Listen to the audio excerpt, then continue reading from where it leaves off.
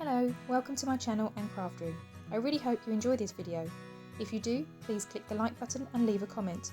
Both of these things really help out my channel, plus I love to interact and chat with you all. I would also love it if you subscribe so we could craft along together in future videos too. You can find me on other social media platforms as well. Those links will be in the description box under each video. I'd love for us to connect there too. Right, let's get crafting. Hello everyone and welcome. I'm very excited today. This video is for the hashtag May You Be Inspired By collaboration. This collaboration is hosted by Mandy from Sunflowers and Doors and Justine from House of Mahalo. Now they are celebrating their 1 year anniversary of their Facebook group, which is called Junk Journal Ideas and Inspirations. And they have asked a few creatives to kind of jump on and give their story of how they got into the craft of junk journaling, and also some tips and tricks for those that are perhaps starting out. Now this video is obviously coming out mid-month, so there have already been quite a few creatives sharing their stories. All of those will be listed down below, so do make sure you go and check those out. There have been some fabulous stories and tips and tricks already, so make sure you go back and check all of those out. My story is quite a simple one. I have always crafted. As soon as my parents were brave enough to let me wield a pair of scissors and a glue stick, I was cutting paper up, sticking it back together and creating lots of wonderful things. I had a whale of a time when I was younger. And actually my bedroom would have been a junk journaler's dream because I had all sorts of papers and magazines and old toilet rolls and cereal boxes all over the place. The mess of my room drove my mum insane, but I was having lots of crafty fun, so that was my excuse. Throughout my teenage years, I did calm down a little bit. I took more to kind of scrapbooking. Nothing like the scrapbooks that you see today. It was simply an A4 size book with different coloured sugar paper in, and all I did was stick photos of my different sort of friends and families and made some sort of notes about what was going on. So they were very simple memory keeping books. Sadly, throughout my 20s, I would say my creativeness kind of died down a little bit. I think mostly because at that point I had a mortgage, I was paying bills, I had a job, so doing all the boring adulting stuff that we have to do. So I just didn't find any time really to be creative. I made the odd greetings cards, that kind of a thing, but yeah, nothing that was a particular passion of mine at the time. Then towards the end of my 20s and my early 30s, I bought myself a Cricut machine and again started crafting and building up my crafting stash again. So I started making cards, I liked making paper flowers, I was making lots of decorative pieces. I even did some vinyls for t-shirts and aprons and things like that, and yeah, was really getting back into that creative flow. Now I also started going back through old photos and I felt like I wanted to start organising them and maybe putting them into some kind of scrapbook. So I started looking online, I was looking at scrapbooks and I was looking at mini albums.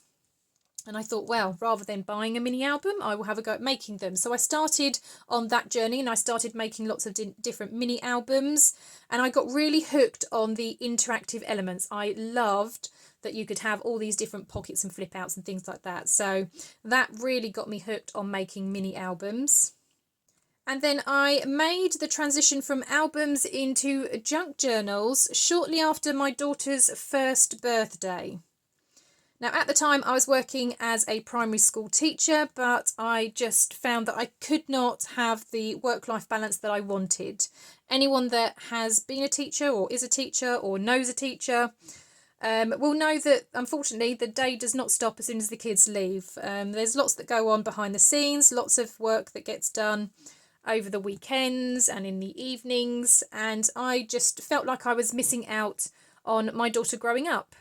So after lots of discussions with the head teacher at the school and with my husband, we decided that I was going to have a year off where I could be a stay-at-home mum, have all of my adventures with my daughter, go out to parks and go to play groups and take her to the zoo and all that kind of fun stuff. And then maybe revisit teaching later on when she starts nursery and obviously eventually school. So I got all excited and I thought, right, excellent, I want to do some memory keeping then of all of our adventures. Again, I took to YouTube and I started having a little look at ways that I could do memory keeping that was flexible, because while I loved making the mini albums, they were really just for photos and maybe the odd little note. I hadn't at that point come across somebody who also allowed space for writing. It was mostly just for photos. So I took to YouTube and I was trying to find ways that were flexible memory keeping. And I think that's even what I typed in, flexible memory keeping or handmade memory keepers. And I came across Johanna's YouTube channel. And I was blown away by the book that she was showing. She was putting in photos of her kids and making lots of notes and sticking in tickets. I think they'd gone to visit some kind of park or something. And I just thought it was absolutely amazing, this book that she had. It was colourful, it had texture, all the papers were different sizes. It just looked so different to anything that I had seen before. And again, she had some interactive elements, so she had bits that kind of flipped out or lifted up to reveal something else underneath. And since that's what attracted me to mini album making, that then attracted me to this junk journal that she was showing.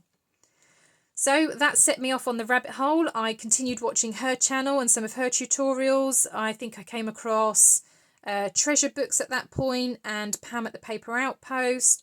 So I was watching all of those, seeing how they made one. And I spent, I think, a good couple of days just binge watching YouTube. And then I decided to have a go. So I have some journals on my desk to kind of show my journey. And this one over here is in fact my first ever junk journal. Now Rachel from RachandBella Crafts was talking about not throwing out any of her old journals. I've never thrown any of mine out. Obviously some that I've made I've kind of given away, or they've been presents, or I've sold some. But I don't throw any away. I always keep them because even if they don't sell, or, you know, I don't gift them, I like to keep them because I think it shows my journey. And even if it is really rubbish, which this one is, I'll show you in a moment, even if it is really rubbish and falling apart, it still is a learning curve for me. And it's a good reminder of where I started and to where I've got to now and how I've developed as a creative. So this is my junk journal. As you can see, it's very super simple, very super plain. This is just a scrapbook paper. One thing that I did note actually when I was kind of preparing for this video and digging out some journals is that this actually has a hidden spine. So how cool was I to do a hidden spine on my first journal? Now I do use this, not with photos, and I need to say now I am not a journaler. I like memory keeping, I like having photos, I like having notes about those photos, but I'm not somebody that can write pages and pages about my day. My life is so not that interesting. I'm not a journaler, I just like little memory keeping. But I do use this for when I do swaps or happy mails, or I've had pen pals. I have all of their addresses and things in here. So I won't show you the first signature, I'll try and open it up at the second signature. So this is the second signature. So again, impressive. 3 signatures in my first journal. 3 signatures, not just one. I was really going for it, clearly. But as you can see, my middle signature is a completely different size to my other 2 outer signatures. I have a range of different papers in here. So again, like I said, inspiration from Johanna. I've got some scrapbook paper in here. I think that's even watercolour paper. I even did some decoupaging to decorate some of the pages. But I've got all different sizes of papers. I've even got some coloured paper in here as well. I took this idea from Treasure Books. So this is a cereal liner. The packet that the cereal actually comes in inside the box. So obviously washed out, and I did some very simple sewing. I had, it almost looks like a toy sewing machine. It was literally a teeny tiny one. I think it was a kid's one. Only did 1 stitch, a straight stitch. So I had that, which I used for my very simple sewing in the beginning. And I also have somewhere a book page pocket. So this I've made some pockets with as well. And then there's a big one at the top. But yeah, so I took some of the ideas that I'd seen across the channels, and then I decided to make a book. Now I'll show you the rubbish parts. So it is falling apart. You can see down the spine that it is starting to peel up. I didn't have any good ideas about glue back then, or not for journal making anyway. I had basic, I think, PVA glue, which, as we know, is very water-based and makes paper curl up and warp. You can see I didn't even cover my spine, so that's the paper that's obviously folded over from the front cover. So I hadn't even covered my inner spine, and my binding isn't particularly strong like this. As you can see, I can really pull on this. This is quite loose. So it's not the best journal, but it's my first one. And as I say, I'm very proud of it. I'm proud of the journey that I've been on. So after making this one, I again played around. I saw that some people had done altered books, and I really wanted to have a try. Now I've made 2 altered books. One of them I have given away as a gift, so I haven't got that one. This was my second altered book. And as you can see, I try not to make my journals. That's one thing I personally don't like. I know some people love it, but I don't like gator mouth, so I do try and keep them the right sort of thickness. But I had to play around with an altered book. And again, I loved the idea of having interactive pages that kind of fold out and flip up, and trying to navigate these pages into ways that I can make them into pockets and hidden spaces. And yeah, I really, really loved this kind of process as well. But as you can see, it's very plain. There's no inking. There's no sewing, which is difficult to do in an altered book unless you sew the paper before you kind of stick it down. But it is still quite simple, quite plain. There's no textures or anything.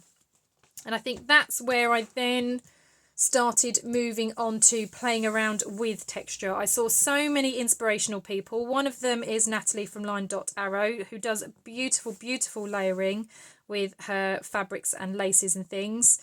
And as you know, I'm on her design team, and you'll probably actually notice a lot of her kits throughout these journals. But I do love using books as my basis. That's one thing that I do think I quite enjoy. I do like the kind of hardback. As I say, playing around with textures, I absolutely love this. This feels so lovely to kind of just run your hand across all of these fabric and lace tabs. Yeah, I've just really enjoyed experimenting more, playing with textures, having lots of different sorts of elements on my pages. Again, still keeping the different types of papers and the different sizes of papers. Yeah, I've really enjoyed experimenting more, and even having fabrics in my pages and in my journals as well. So you can already see a huge difference between the two. While I've started to add dangles, this then is obviously kind of the next stage. While I enjoy this type of journal, as I said, I am not a journaler myself. So I was kind of missing the interactiveness and the flip outs of a mini album.